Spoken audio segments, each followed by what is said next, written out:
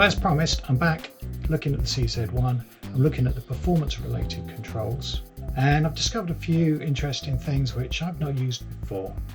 So I'm just going to get straight into it. Computer is now making a lot of noise, and so are the builders. So this should be good for sample material, if nothing else. Right, okay, start on the basics. So that's one of my sounds. Now let's see if I can find something a bit richer, because I want to show off the chorus.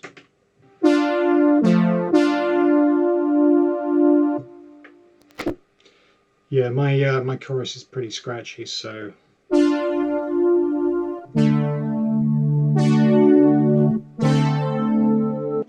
yes, it's definitely more in your face if you don't have the chorus on. So if we go to the master tune, now it doesn't actually show you what values that you are tuning by. So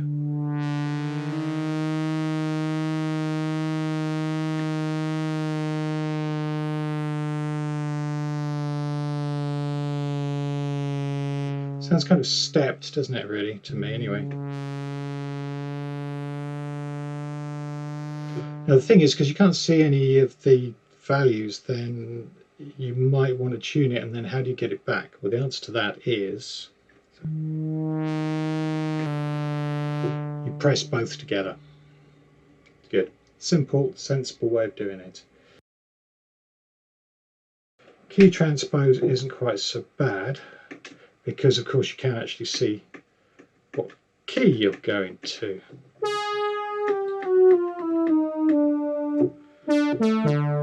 And it changes the note while you're doing it, so that's good, nice and straightforward.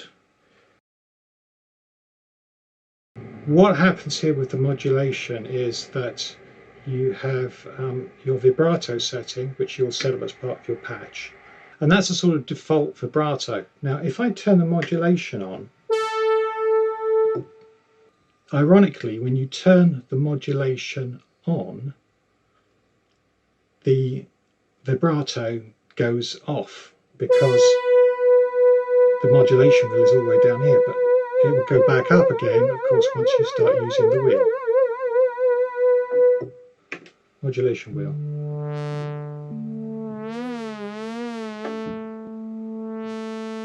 So if I go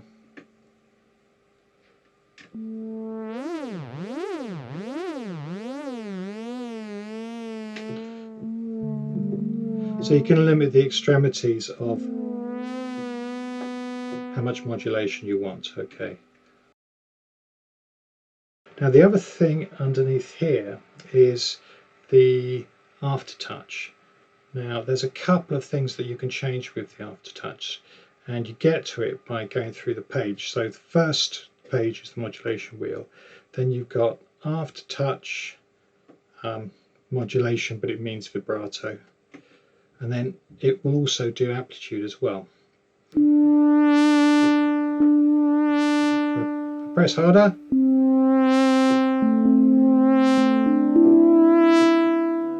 Okay, if I go page up and then go for the amplitude, then what it does is it actually makes your output signal quieter, and then by using the aftertouch, then it brings it back up to the original level. So this is particularly apparent once you get over the range of 2 or so.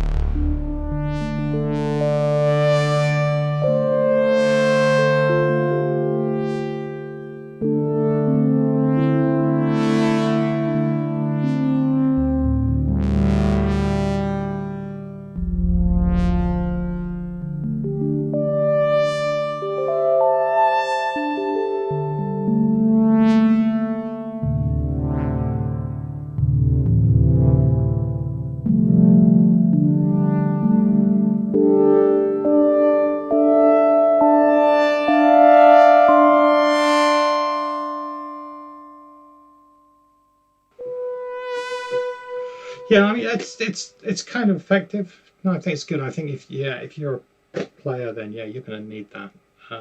That's useful. Um, but I think the range is, if we go up to the extreme ranges.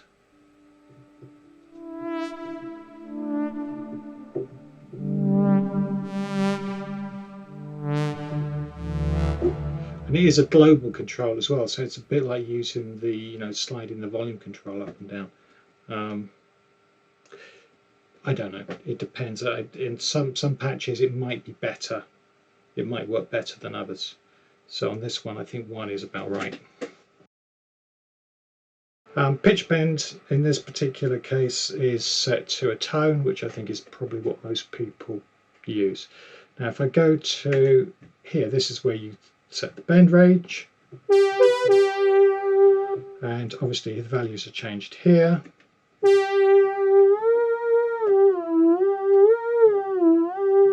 Slightly more spooky bend range. I'm probably the worst person to be demonstrating this stuff because I just don't do performance stuff. I do everything via MIDI and sequencers, so occasionally I touch it. But anyway, I did say I was going to go through this stuff, didn't I? So I'm going to go through it. Those are covered. Let's have a look at the Portamento.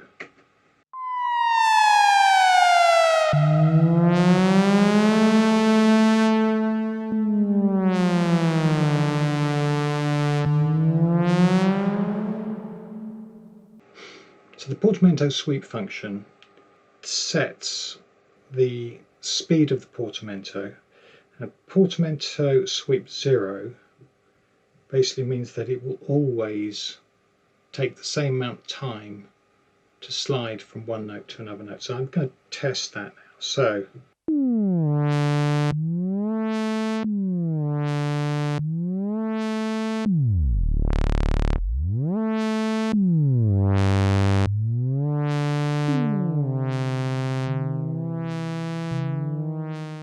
now the other one will be variable depending on how far it has to go. So it would mean that, well, let's have a look. So up that a little bit.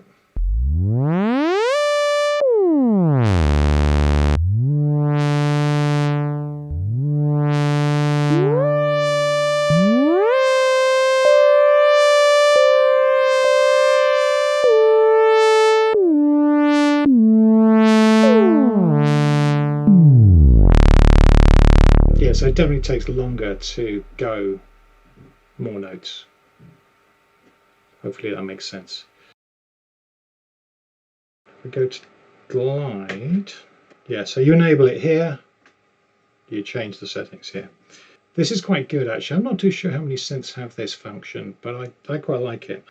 I'll turn it off for a second. So I'm going to play that interval there. If I turn it on, it's going to start 5 semitones below and then take time value 62, whatever that is, to get up to the note I'm playing.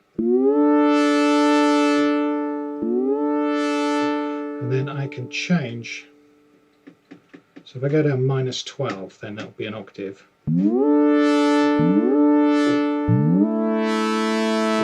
And it will just always do that.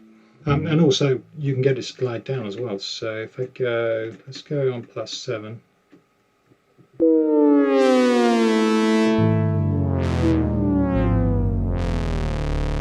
Yeah, it's good. I mean, I think it's kind of useful for those kind of controlled Blade Runner type things.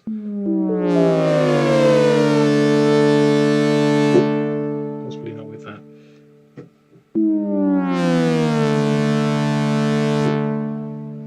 So let's see how far it'll go. Okay, so it's an octave. It's going to be an octave in either direction. That's fine. You can do quite a lot with that.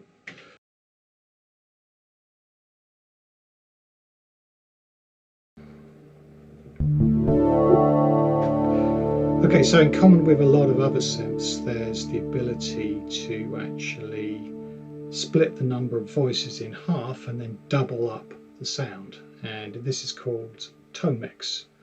So essentially you can set 2 different sounds at the same time, but you lose the number of voices you've got. So assuming that you're using 2 DCOs, then it's normally 8 voice polyphonic, and if you go into Tummix, it becomes 4 voice. But the advantage is you can get some very rich tones. So I'm going to show you that just by doubling up a couple of sounds here, and let's see what happens. So I'm using this sweep sound.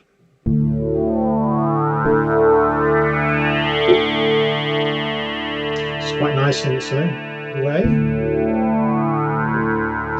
Now, if I go into Tummix, okay, now you can see that we have level 1 and level 2. So it's obviously the two sounds. You can adjust the level between them. And if you use the page up and page down, you can go through the functions.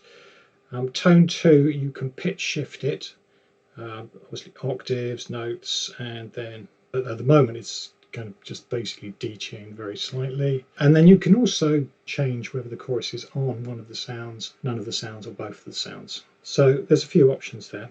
Now, what's interesting here is it's not totally obvious at first how you select the patches, but in actual fact, the patches are never displayed here anyway. They're always displayed here. So if we go over to Tummix, then you can see that the patch D3 is on there, and that I'm on level 2, so it's going to be tone 2. If I go over here, it stays the same. If I wanted to change that, then I could just go there, and then when I go back to tone 2, it's still on D3. So now tone 1 is D6, tone 2 is D3.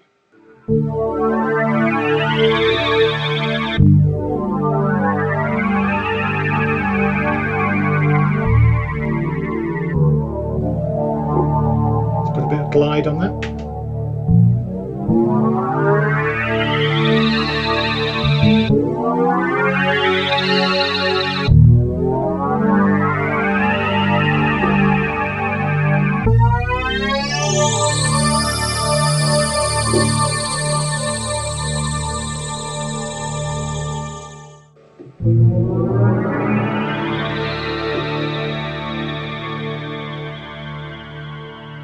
So there you go, bit of reverb. It's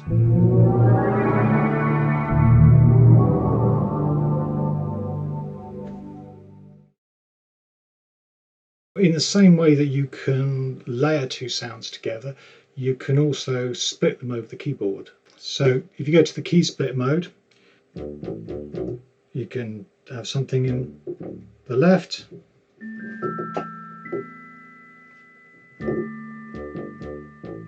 in terms of controls.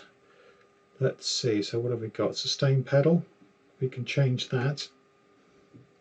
We can change the octaves, which one sounds, and the chorus, and then it goes back to the level. So again, we can change the level. The split point is here, so number key 21.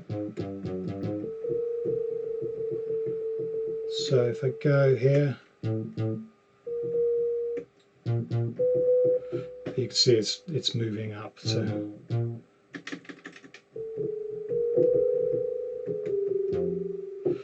etc. And then if you want to change the sound, then you've got the lower sound here.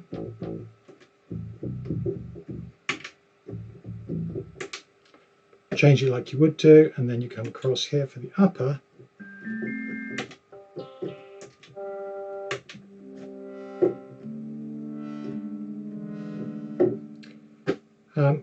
And I think that's about it.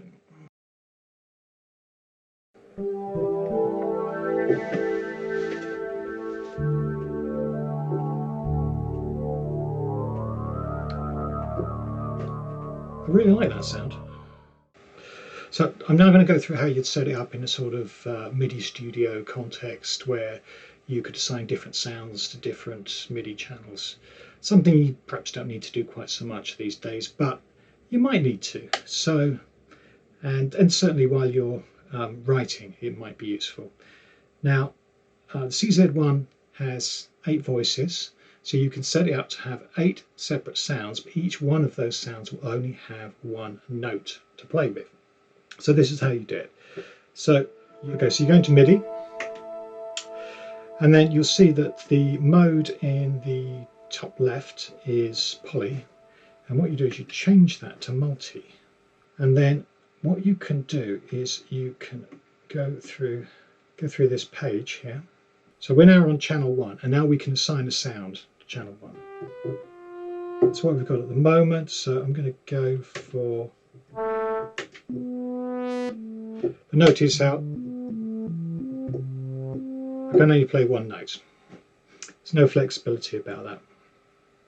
So if I go up, then I'm now on channel 2, and that's the sound that is assigned to channel 2. That's on channel 3. Well, you can see how it works. And all the way up. Now once you get to channel 9, you'll notice that the poly goes down to 0, because one note has been assigned to the first 8 channels, so there's nothing left. So if you want, say, more than one note on a channel, maybe you're going to need 3 because you're going to be putting down some pads, what you need to do then is go down through the channels. I'm going to set it up for 4 voices. Okay, so now only the first 4 voices actually have any notes to play with. Now I think if I go down to channel 4, I should have up to 5 now. Yeah.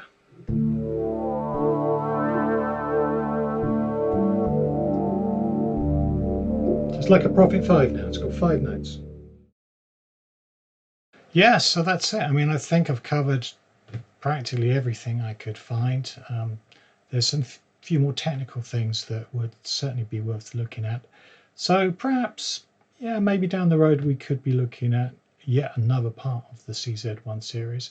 I'd like to move on to other synths though, and perhaps get back into some of the programming, but on a different synth. I think that would be quite a lot of fun. I enjoy doing this anyway. I think there's perhaps more useful stuff in the performance related controls than I was expecting. And I'm pretty certain I'll be using some of what I've worked out today. Yeah, particularly in terms of the tone mix, you can really build some absolutely enormous sounds with that. And that was something I wasn't really fully aware of before, so that was really quite useful for me. So hopefully you found it useful too. And if so, if you could do me the favour of leaving a like and consider subscribing. I'll be back with some more synths or plugins and whatever else takes my fancy, and hopefully that'll be interesting too. You can also check out some of my my music on my Bandcamp page. There's a few CDs there, and downloads you don't actually have to have the physical object. You might want to check out. And at some point I might actually get round to finishing this CZ-1 piece, which is on the introduction, but I can't quite work out what to do with it. You know, it's always like that, isn't it? So, but eventually I will probably finish that. So hope you enjoyed it, and hopefully catch you on the next one. Thanks again. Bye.